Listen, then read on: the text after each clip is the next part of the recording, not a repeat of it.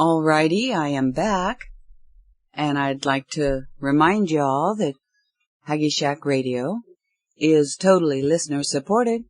So if you like what you hear on Haggie Shack Radio, please hit the donate button and give what you can. Okay, this next section is called The Free Will of Others. Later in the day, Rousseau, one of the other adept monks, revealed more of the teachings on free will, including some on its intricacies as it relates to others. The issue of free will is involved in two primary tenets of the children of the Law of One. First, honoring the free will decisions of others is considered vital and absolute. The only time one should interfere with another person's free will is when the other person is inflicting their will on someone else. In other words, if someone is forcing someone else to do something against their will or harming someone else against their will, we can intervene without breaking universal law. But when it does involve an infringement of someone else's free will, it is a very different situation. Universal law dictates that we are not to interfere with the free will of others, regardless of whether or not we think their actions are wrong. Even if we think someone is going to harm themselves, we should always honor their right to do so. Even if we know for certain something is wrong or the person will get hurt, other than warning them about the effects that they're causing, we are not to interfere with their freedom. Our free will. The other tenet is recognizing and utilizing our free will. You have free will. It sounds simple and obvious, but it is not really accepted by most people. When you truly realize that you have free will, it empowers you totally. But it also makes you responsible and gives you responsibility. Realizing your free will gives you the responsibility of being the main creator of your life. Realizing your free will gives you the responsibility of choosing between the powers of light and of darkness, between selfishness and unselfish love, between your separate self and God. Because most people really don't want to take responsibility for what happens with their lives, and they don't really want to truly accept the idea that they have free will. Yet they are still using their free will to make these choices all the time, even if they supposedly do it unconsciously. And of course, taking this unconscious way of choosing will almost always end up with the choices being made in favor of the dark, the selfish. You can take a road to anywhere, and anywhere you are, you took a road too. The next day, we began learning more about how the use of free will and universal law create various densities and the paradox of it all. Having free will means you have the ability to choose the direction you will go on the path that lays before you now. By choosing your direction, you bring experiences into your life. This is where free will interacts with the universal law of cause and effect. Have you ever said to yourself, I didn't do anything to deserve this, or why is this happening to me? Wallowing in self-pity with such attitudes is not only fruitless, it is destructive. Thinking that someone else or something else is responsible for your experiences is a trick of the separate self, an evasion of your own responsibility. You are never really a victim of circumstances. Where you are at right now is where you have come to through the effects of your actions. We are all cosmic farmers. All is subject to the universal law of cause and effect. You reap what you sow. A plant you water and feed will thrive. The one you do not will die. Take a good broad look at the history of this planet, and you can see this law in operation in all things. The word karma is often used to describe effects that are due from causes that have been initiated. For example, getting killed could be called your karma for murdering someone. And sometimes karma is more subtle or complex than that, i.e., being poor may be your karma for burning a village. Those who have been trained in prophecy and are at one with universal consciousness have fully realized and understood the law of karma, and can also know the details of such things if they need to, if necessary, in the flow of universal will. When your personal wants and desires have your attention at tension, you are focusing on and empowering your selfish, separate self, and thus thinking and acting from that separate consciousness. When an entity acts thus, it acts in a selfish way, and a negative cause is put into action, and the reaction brings its negative effects. Likewise, when an entity acts in an unselfish, loving way, a positive cause is brought forth, and positive effects result. What have you created in your life and the life of others? When you initiate negative causes, you could be said to be accumulating negative karma. When you get a negative experience coming into your life, a karmic payback can be said to be taking place. The same with positive. Positive out, positive karma accumulated, positive karmic payback. I must interject here that karma is often misunderstood by people who really haven't studied or understood it. I knew a lady who vehemently insisted that she had great karma, and her belief and proof of this was based solely in the fact that she drove a new Cadillac and owned 2 houses. The fact that she had to see a chiropractor every day for years because of an accident she had in the Cadillac had nothing to do with her karma, according to her. She was also a very selfish woman, who sought to hurt anyone who didn't give her what she wanted. Having wealth and ease is no indication of good karma. Also, just because something awful happens to you doesn't mean that you have bad karma, or that the event is necessarily a karmic payback for a negative thing that you have done. Oddly enough, karma is not the only thing that can be behind an apparently negative or positive event. Negativity seeks positivity, so it can neutralize itself. Look at the lives of the great beings of history, the saints and teachers, for instance. Would you say that because they were persecuted, tortured, and murdered, that it meant they had bad karma? No. Nor was it that they had negative thoughts that drew it to them. The fact is, their very positive natures drew such negative responses because this world is ruled by negative, selfish, separate selves. The greatest beings have suffered the most. This also occurs because the universal spirit forges its best tools in a fire. To paraphrase an old saying, God falls hardest on those he wants the most. The bottom line regarding the teachings on making sure that all your actions are accumulating good karma is this: you must be surrendered to the universal spirit and following the guidance of universal will. More about this later. So how should we deal with bad experiences we have in life that aren't because we're saints? The teachings say that when a bad experience is actually a negative karmic payback taking place in your life, taking the form of an apparently bad event or challenge, it is giving you a chance to learn from your mistakes as Zayin said to me, how do you react your choice to what exists in and comes into your life now?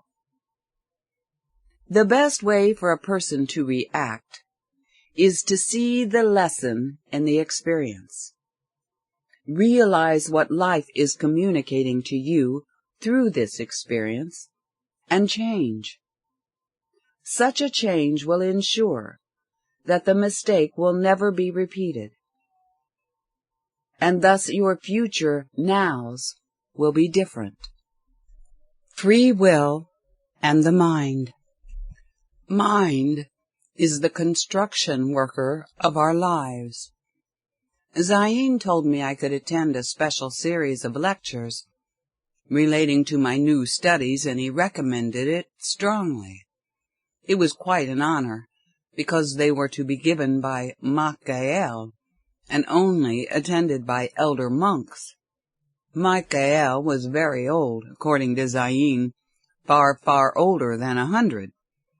Yet he only looked about 65. I don't think anyone really knew how old he was, but speculations ran quite wild. The ancient teachings indicated that with a combination of diet, meditation, and energy techniques, a lifespan could be stretched like a rubber band, and that lifespans of 800, 900, or older were not only possible, but should be the norm. Even the modern Bible indicates average lifespans were that long for many of the characters in the Old Testament, and now, in recent years, scientists are claiming this as a new possibility, with the right diet, supplements, and stress management. But I'm getting a bit off track. As the head of the monastery, Michael was more of an adept monk's adept monk. If we'd been Catholics, he'd have been our Pope. If we'd been Buddhists, he'd have been our High Lama. Regardless of his youthful appearance, he was very weary and chronically ill, so these sessions were a great strain on him. Because of his position in the order and his health, I rarely saw him. But even though he was in great pain, and so very old and weary in the few interactions we had, he was still very kind and caring, and seemed to have a particular affection towards me. During this lecture, he presented some of the Atlantean children's teachings about aspects of the mind, separation, and free will. As I'm sure those of you who have all heard before, our being has twofold and threefold properties. One of these is that we are a combination of spiritual, mental, and physical aspects, with the mental realm being dominated by the brain that is divided into two very different and often opposing ways of looking at things. The mental realm is influenced by the other two aspects of our threefold nature, the physical realm on one side and the spiritual on the other, and the mental is sandwiched in between. On the physical side of the mental realm, we have what the teachings call the self-body-mind. The self-body-mind only grasps things intellectually, in a non-abstract, separate, logical, literal, divided, polarized manner. Essentially, to the self-body-mind, everything is clearly categorized into two separate divisions. Things are either yes or no, plus or minus, black or white, etc. Author's note, very much like a modern computer.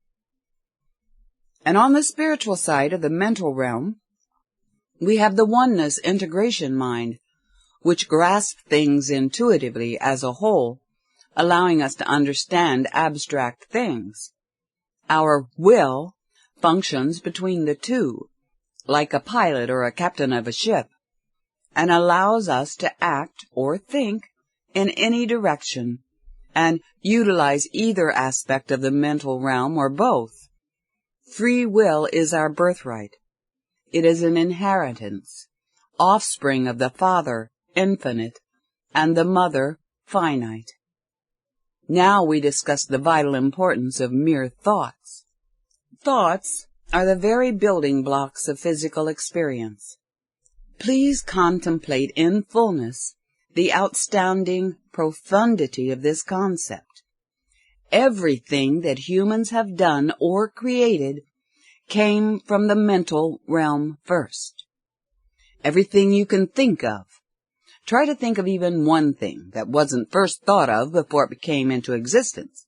A building? First, someone had to conceive the idea of a building. Then someone had to want a building. Then they had to figure out the details of how it would be. Then the details of how it would be constructed. Every single thing that you can think of that is not from nature was first initiated in the mind. And don't take this lightly. You must realize it, not just intellectually grasp it. When you think about it, it is really like magic. Someone just thought of a building, and in relatively very little time, it was there. It is magic, just a slower reacting form, because it is dealing with a slower vibrational realm. You must realize that also. Also realize that anything you dwell on with your thoughts will become physical reality. Thinking about something first gives it birth. Then, thinking of it again is nurturing it. It is part of the process of bringing any thought or idea to fruition. First, you plant the mental seed. Then, if you water it by thinking about it from time to time, it will grow. If you don't tend your plant, it will die. This works in our favor and against us, depending on what our plant is, and if we discipline our mind. If you have negative seeds, such as those planted by negative thoughts, emotions, such as jealousy, the separate self will use your programming and emotions to constantly turn your thoughts to those seeds. This will provide constant nurturing. Thus, it will bring to bear negative fruits. What can you do to stop negative seeds or plants from thriving within you? You can only starve them out by using your will to discipline yourself and control your thoughts, redirecting your thoughts towards the positive every time a negative thought rises. Unfortunately, when you are growing positive fruits, you do not have the advantage the negative side has.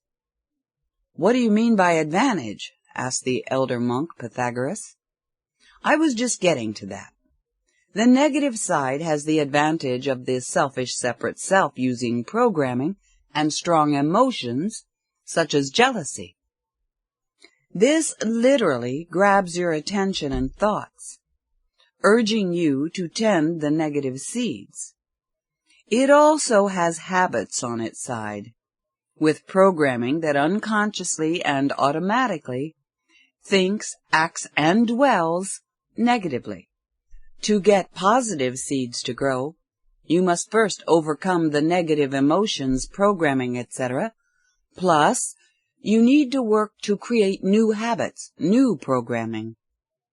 When you are planting positive seeds of virtue, such as becoming a more compassionate person, those too will come to fruition, but only if you discipline yourself to mentally tend your plants regularly. Remember, you are having to do this, not only without benefit of already having positive programming, but rather having to reprogram against negative programming. So, oftentimes, making positive mental progress is far more arduous than just sitting back with the status quo, doing nothing, and letting the negative side run with the ball. You must really take control of your reins in order to change positively. How can one overcome such odds, Mikhail? I asked. It seems a Herculean task that is so difficult as to be virtually impossible. It is not impossible, or I would not be standing here today. Certainly it is hard, but just because it's hard is no reason to give up or not do it. And it can be made easier with the right training of thought patterns. It is a matter of developing a simple habit, rather than constantly engaging in a struggle. In fact, you must not engage in a struggle, which I will explain in a moment. If you use your will to discipline yourself and control your thoughts, you can redirect your thoughts, whenever your programming or emotions grab them from you, to nurture negative seeds. If you stop watering and tending your negative plants, they will eventually die. That's all there is to it. But you cannot directly fight evil or negative thoughts and feelings. You will lose to it because the very nature of the fighting involves directing your thought energy towards the thing that you're fighting. Your thought energy then feeds it, sustains it, even as you seemingly fight it. The only way to win is to starve out the negative by not thinking negative thoughts, or even thinking about it at all, and by making progress in the positive. Because when the positive grows, it takes up all the space and doesn't let the negative take root or grow. Just like maximized food gardening, if you plant the right groups of good plants and you keep them healthy, the negative plants won't grow. A person who is filled with unselfish love does not have selfish thoughts to fight against. There's simply no room for them to exist, and no soil for them to take root in. In such a matter does the mind grow or build all things in life. Free will is the construction supervisor of our lives. There was a novice student who had wandered into the chamber sometime during the lecture. I hadn't seen him before and didn't know his name. He was quite open and relaxed, though, and Mikhail didn't seem to have any issue with his presence. Out of the blue, the gutsy novice interjected a question. How do we ensure that what we're growing or building in life is always the right thing and will yield the right results? Good question, I thought to myself. While mind is the builder, will is the director of mental activities, kind of a construction boss. You can lend your will to either your selfish separate self or your inner being. You can have positive thoughts or negative thoughts. You can be destructive or constructive. But only through using your will in harmony with universal will can you achieve lasting peace in bringing balance, oneness to the spiritual, mental, and physical. The universe has a will? The perplexed novice asked. Yes, the universe is a being of sorts, not in the sense that you can understand now, but yes, it has a will. It also has a consciousness and a flow. It continues to function in incredible synchronization and harmony. Only humans have gone out of step with it. How do you know what its will or consciousness is? Different ways, young novice. You will learn more in other courses, son. This is actually a session for more advanced students, but you may stay. Perhaps everyone will learn more through your innocent presence. Universal consciousness can be further described as an awareness within each being. The awareness is ingrained or pre-built into the mind, and when awakened by the spiritual use of will, the person realizes their oneness with the universal spirit. This imprinted pattern is something like instinct, like how a newborn infant already knows how to find a breast and how to nurse.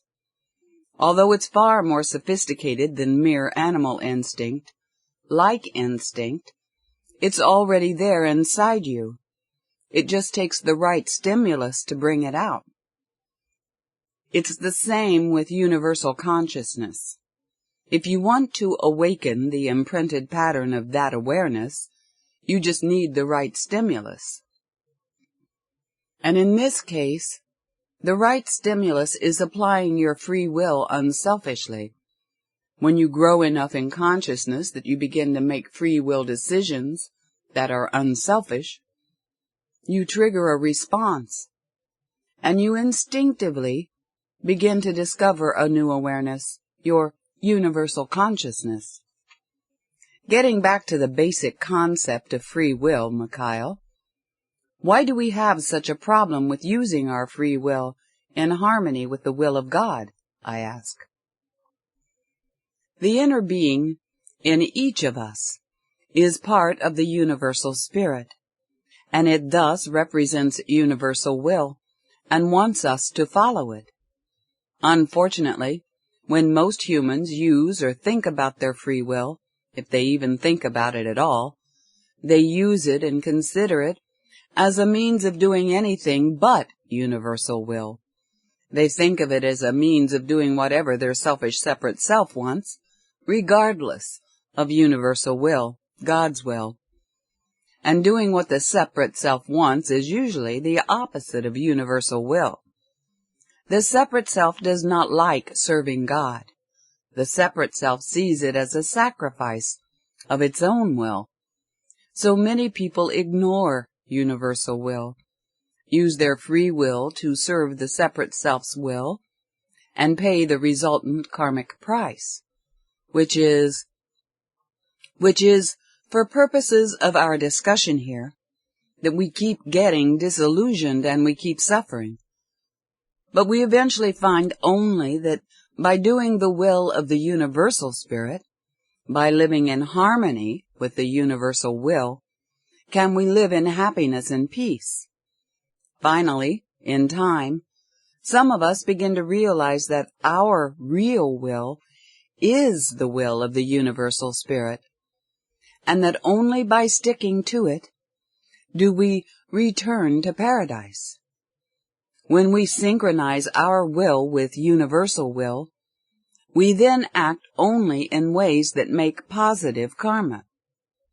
So basically, just be a good person, said the novice. Definitely, yes. But this is a complex issue, and you are oversimplifying it. Acting in ways that create positive karma may not always have the appearance of doing something good, and doing something that appears to be good may not always create positive karma. It could even create negative karma. For instance, we could decide that being charitable is good, giving away money to the poor is good. That certainly is good in general. But consider this. Let's say you come across a poor man lying in a cold street, and he holds out his hand to you silently asking for money to help him. You have choices to make. How are you going to know what is best? If you're following the charitable route, you may give him a great deal of money thinking that you're doing the right thing. But there are many things you cannot know just by yourself, and you need universal guidance to really do the right thing. Sure, he might use that money to buy warm clothing, shelter, create a livelihood, and live happily ever after. But he also might use it to buy drugs or alcohol, and end up in a stupor in which he gets harmed or killed, or even does so to someone else. On the other hand, maybe this man is psychologically set, just so, and if instead of giving him anything, you were to scream an insult at him instead, perhaps he would say to himself, "That's it. I've had enough of this human degradation," and pick himself up out of his self-made hole, get himself work shoveling yak dung, then continue to improve his conditions or himself, and ends up finally living happily ever after. So while yelling at him would have been the right thing to do, to someone who just saw you yelling at this poor man, it would appear that you were being cruel and heartless, not doing something good. Some of these things can be known by an enlightened being trained in prophecy, as you will be, but other things can only be known in the higher levels of consciousness outside the limits of our physical existence. What do you mean? The novice hastily asked. There is a hierarchy of beings that are beyond us in consciousness, who have left the physical plane of the earth or were never part of it, all the way to the source of the universal spirit. These include angels, enlightened and saintly beings, some of whom are our ancestors, and other great beings.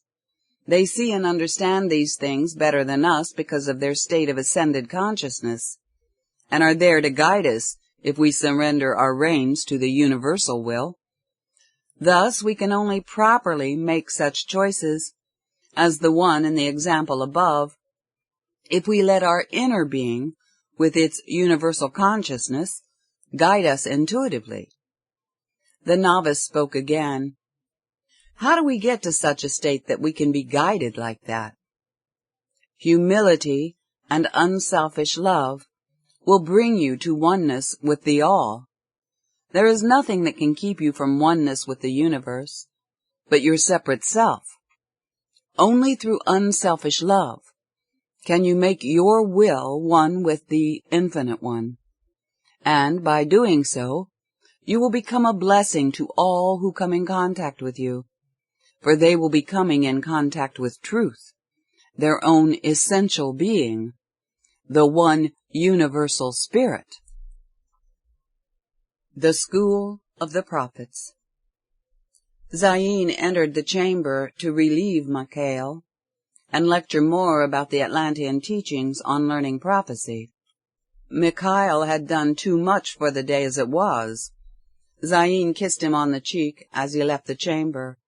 I bowed to him out of respect and in appreciation for his time and efforts with us. It wasn't just a gesture or anything expected of anyone. Those kind of rote gestures weren't done at our monastery. But it just sincerely came from my heart, spontaneously. As he shuffled out, bearing nearly half his weight on his cane, he stopped and looked me deep in the eyes. Then he smiled and nodded to me in recognition and humble gratitude for my gesture. That was the last time I would ever see him. Zayin's first words brought me immediately back to my earlier thoughts about destiny, which we started this chapter with.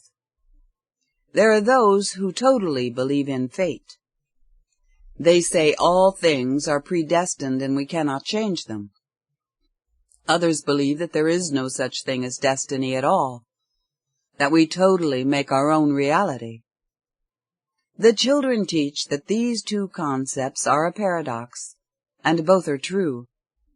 The paradox is this: we have free will and shape the future through our choices. But everything is predestined by a definite flow, universal plan or pattern. Impossible, yet true. Humans are both one with and miniature representations of the universal spirit. Thus, we have the means to take responsibility and initiative in playing an active role in creation.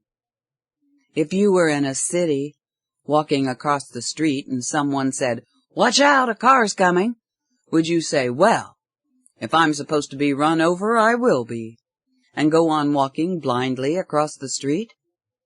Would that not have been God telling you to watch out for a car?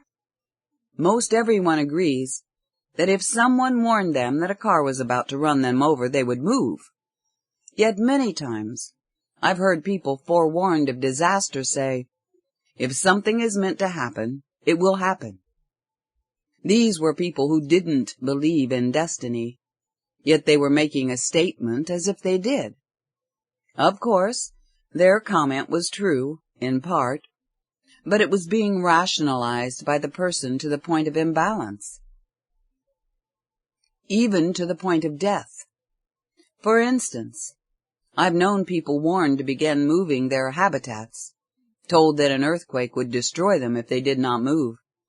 They were warned by monks, with reputations of very high accuracy in their prophecy. But the warnings went unheeded. Even though the people knew they and their family might be killed, or at least injured and lose everything, they ignored it.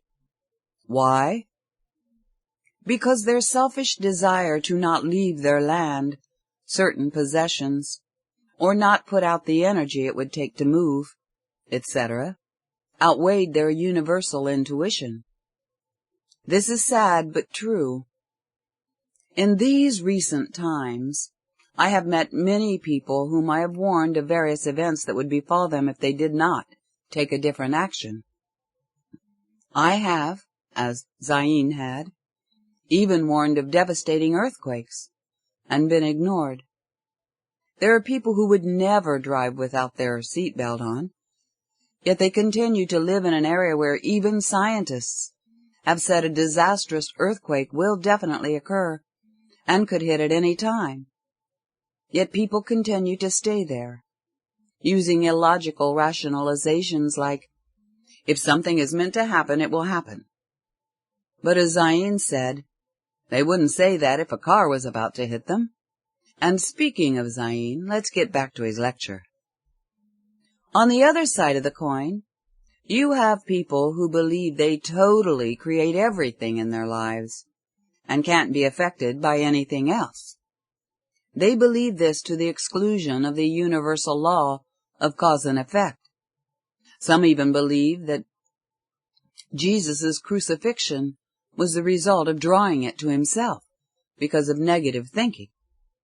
They'll tell you that you won't get cancer if you don't accept the idea. I guess that's what killed Madame Curie, negative thinking rather than radiation. Some will even go so far as to say you won't die if you refuse to believe you will, yet no one has proven such yet. Some say you don't need to eat to maintain a physical body, yet no one has proven such yet. If you really believe the way these people profess, you could sit in the middle of the road on a highway of blind truck drivers enjoying your dinner. You could walk up to a gunman who's in the middle of robbing a store and take away his gun, because if you hadn't drawn violence to you, you can't get shot.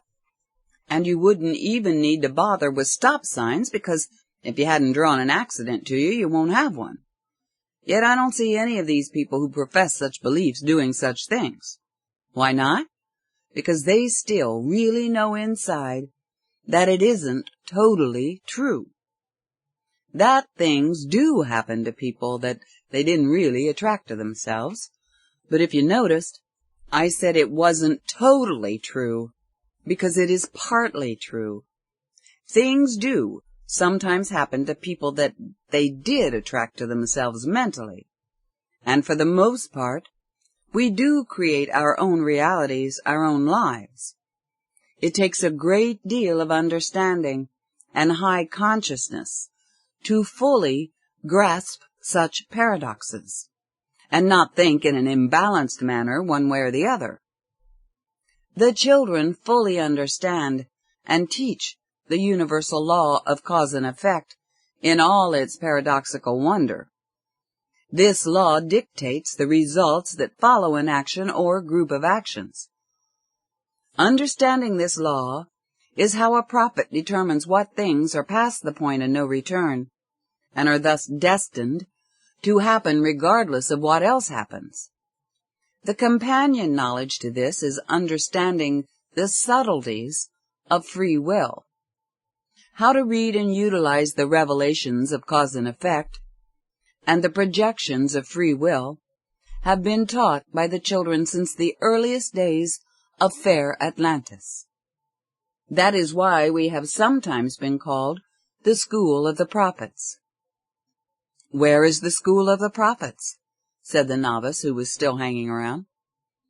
Zayn looked at him quizzically and then asked, "Who are you?" Before the young novice could answer, Zayn went on, "Oh, never mind. Look around, young one. Open your ears. You are in the School of the Prophets. It is just part of the overall training received by the elder monks at our monasteries, or given personally to novices or elders by initiates of the children of the Law of One who don't reside in a monastery. So how do we learn and understand the subtleties of free will and its interaction with cause and effect? Contemplate it. Here is a good analogy to contemplate for now. Cause and effect work something like ripples in a pond. You throw in a rock and see the concentric circles go out from the point that the rock entered the pond. Most people only realize the rock was thrown in the pond. They don't pay attention to what happens with the ripples. Even those who see the original ripples usually don't see beyond them. But if you watch the ripples closely and keep following them, you see that the ripples may reach a shore or a large rock in the pond, and then they bounce off and start making new ripples. And then the new ripples may even interact with the original ripples and make more reflective ripples themselves. Human events are much like these ripples. One action sets an entire series of other actions into motion, and our ripples are interacting with other people's ripples. These actions can be very elaborately complicated. For instance, let's look again at the example of the beggar in the street that was used earlier. We said one scenario would be to give him money, and he got warm clothes, a new livelihood, etc., and lived happily ever after. Wonderful! That would seem to be a positive outcome, right? But let's follow the ripples further. What if his new livelihood was making a special kind of glass that was impervious to changes in heat and cold, that subsequently enabled scientists to develop a new chemical for killing insects on farm plants in order to help feed more people? But instead, the chemical had an unknown reaction that began a process of some kind that created weather or solar changes that started ruining the food plants or created new diseases. Many such things are in the ancient prophecies and much, much more. And there will be such so-called innocent people being part of the developments. Or in another scenario where the poor street person, what if you helped him and he lived happily ever after and had children, and one of his children became a lawyer who turned out to be the next Hitler? Altering cause and effect is a very complicated matter with very serious implications, and unfortunately, everyone is constantly altering it, just by all the things they do in their day-to-day lives. And they are altering things by thinking and acting from the virtually blind point of view of the separate self. Prophecy can be learned. Using discipline and concentration, techniques of contemplation can be used to trace and interpret the complex ripple patterns of cause and effect. These techniques allow the outcome of events to be seen partially, or sometimes all the way to their final outcome. But like medical school, there is a prerequisite to getting into the school of the prophets. You must also transcend the limited view of the separate self. Then you will know all things that are going to happen in the future, including your own life. And isn't that fate again, and not free will? Both. Don't forget it's a paradox. But also know this. There are two fields of prophecy. The first is the prediction of predestined events.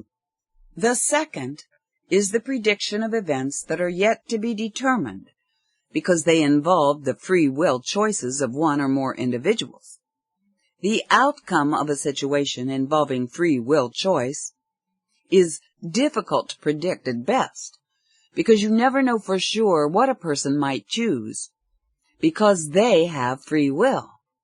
Thus, Prophecy involving free will becomes what might be considered in gambling terms as an odds-on betting game, or in scientific terms as a probability factor. For example, when free will is involved, you won't be able to predict that such and such will happen for certain, but you may be able to determine that there is an 85% probability that it will happen, a 45% probability that it will happen a certain way, and a 30% probability that it will happen another way, etc. Predicting a free will choice becomes easier to call and more accurate if there are factors that exist that will make the person lean one way or another. For instance, let's say Jack is going to drive by a Chinese hitchhiker tomorrow, and you want to predict whether or not Jack is going to pick up the hitchhiker. Let's also say that we know that Jack is not inclined to pick up hitchhikers, and usually doesn't, but he has done it before on rare occasions. There is a leaning that makes it more likely that he will not pick up the hitchhiker.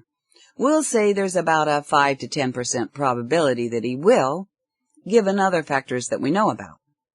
But if you combine that leaning with a stronger leaning, such as knowing that Jack also hates Chinese people, he's almost definitely not going to pick up the Chinese hitchhiker. Yet, he still could.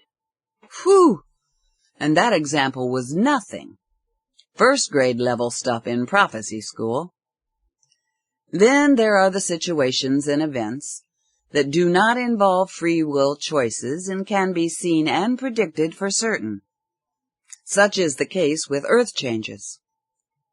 Humans have caused such an imbalance as the result of their past free will choices that certain things will happen within the earth, even if all the beings make free will choices to try and repair the damage. Sadly, it's beyond the point of no return, and it's just a matter of time before the ripples in the pond finish their journey. Don't forget, though, we can still change our own lives, and the effects of these things, which are past the point of no return, can be altered in various ways. Some prophecy involves a mix of predestined events and free will choices. These type of things are very complex. Some aspects of the outcome will be certain, but there will be variations of the outcome that are influenced by the free will choices involved. Thus, the variations are uncertain. Again, the only way to be able to know for sure that you are making the right predictions and the right choices associated with them is for you to have surrendered to the universal will. If you are thus living in a state of unselfish love all the time and thusly in tune with the universal spirit, you will see far more and more clearly as far as prophecy is concerned, and you will be under the guidance and direction of the hierarchy and universal will. Thus all your decisions will be as good as they possibly can be, and will be right, regardless of whether or not you can see their outcome, or what the apparent outcome is. If you live that way, Father, then can miraculous things also happen? Miraculous things are always happening. People just aren't aware of it. But to answer your specific question more directly, when you have thus become an instrument of universal will, the hierarchy will sometimes do something through you or around you. Sometimes you'll be unaware of this taking place. Other times, things will happen through you, and you won't even be aware of it, or you'll just be aware of some of the particulars. There's a good example of this in the chapter about visualization and affirmations. It is a story about an experience I had with a car dealer that could have resulted in serious harm had the hierarchy not intervened, and had I not yielded to universal will. In fact, if you wish, you could skip to that chapter and read the example now and then come back to this chapter. Or You can read about a different type of example now in the next section. The big dealer in the sky. Well, I think instead of starting this new section, I'm going to go ahead and end here, and I'll pick it up next week. And for now, I thank you all for listening, and I do hope that you're enjoying this, because I really am. It's, sure does make you think. Thank you all for listening. See y'all later. Bye now.